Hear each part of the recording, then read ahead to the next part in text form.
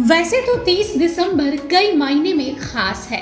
कई सारी ऐतिहासिक घटनाएं आज ही के दिन घटी हैं, लेकिन भारत के लिए आज का दिन इसलिए भी बेहद खास हो जाता है क्योंकि आज ही की तरह 1943 के 30 दिसंबर को जिमखाना ग्राउंड पर नेताजी सुभाष चंद्र बोस ने तिरंगा फहराया था। आज इस घटना को तकरीबन 80 वर्ष हो चुके हैं। बता दें कि दूसरे वर्ल्ड वार में जापान ने इस द्वीप पर कब्जा कर लिया था। 1942 में उनका इस पर कब्जा था, जो तकरीबन 1945 तक बरकरार रहा। इसे 29 दिसंबर को उन्होंने सुभाष चंद्र बोस की आजाद हिंद सरकार को सौंप दिया। हालांकि इस पर जापान का वास्तविक नियंत्रण बना रहा। वैसे इस द्वीप पर पहले हॉलैंड का कब्जा था, फिर ब्रिटिश नियंत्रण में चला गया। फिर दूसरे विश्व युद्ध में जापानियों ने इसे जीत लिया। जब दूसरे विश्व युद्ध में जापान हारा तो ये वापस ब्रिटेन के हाथों चला गया।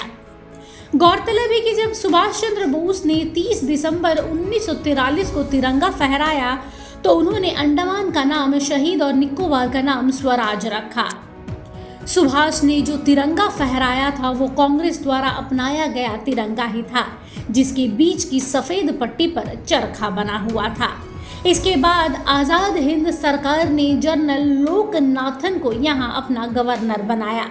1947 में ब्रिटिश सरकार से मुक्ति के बाद ये भारत का केंद्र शासित प्रदेश बना। नेताजी ने इससे पहले जापान और सिंगापुर में अपने भाषणों में कहा था कि इस साल के आखिर तक आजाद हिंद फौज भारतीय धरती पर कदम जरूर रखेगी।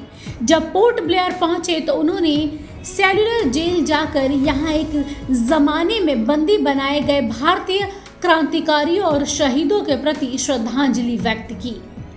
अंडमान पर भारतीय तिरंगा फहराने के बाद सुभाष 3 दिनों तक यहाँ रहे।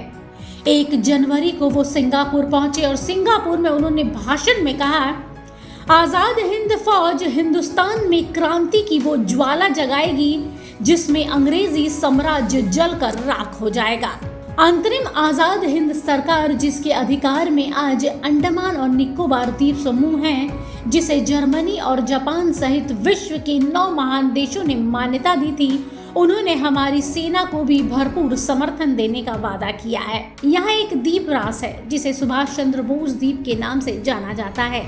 ये ब्रिटिश वास्तुशिल्प के खंडहरों के लिए प्रसिद्ध है। ये द्वीप करीब 200 एकड़ में फैला हुआ है। यहाँ बहुत ढेर सारे पक्षी हैं। आज के इस खास दिन पर देश के प्रधानमंत्री नरेंद्र मोदी ने भी नेताजी सुभाष चंद्र बोस को याद किया और 30 दिसंबर 1943 की ऐतिहासिक घटना को याद किया।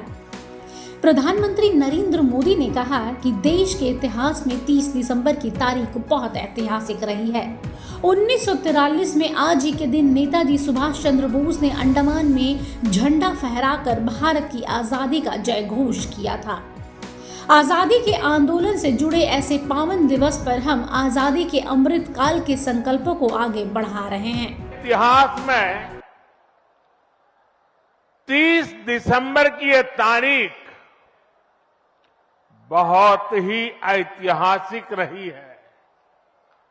आज के ही दिन 1943 में नेताजी सुभाष चंद्र बोस ने अंडमान में झंडा फहराकर भारत की आजादी का जय घोष किया था। आजादी के आंदोलन से जुड़े ऐसे पावन दिवस पर आज हम आजादी के अमृत काल के संकल्प को आगे बढ़ा रहे हैं। आज विकसित भारत के निर्माण को गति देने के अभियान को अयोध्या नगरी से नई ऊर्जा मिल रही है। आज यहां 15,000 करोड़ रुपए से अधिक के विकास कार्यों का शिलान्यास और लोकार्पण हुआ है।